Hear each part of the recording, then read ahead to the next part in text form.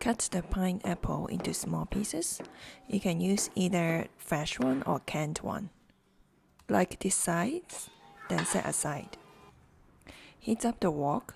Add 2 tablespoons of cooking oil. Heat up the cooking oil, then add the egg into the wok. You can skip the eggs if you are vegetarian. Once the egg is half cooked, then add the rice. Quickly stir fry the rice and make sure the rice is well coated with the eggs. Use the spatula to press the rice to loosen it if necessary. I have another video talking about the fried rice basic. You can check out the link in the description box.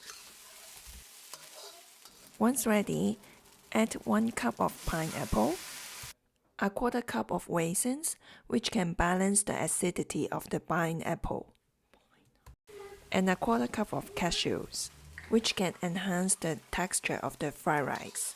Try not to skip these 3 ingredients as they are a very good combination with each other. Stir fry for 30 seconds to combine well. Then add 1 tablespoon of soy sauce. Add it on the side to release aroma.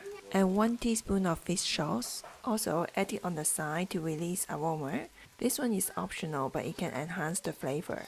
Make sure you have all the ingredients ready, as you have to be quick when it comes to stir fry.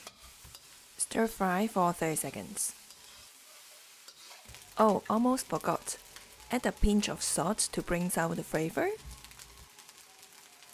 Combine well, then you can transfer to the serving plate. It's a very fast and easy dish. You don't have a lot of things to cut, so it's a good choice if you feel like being lazy.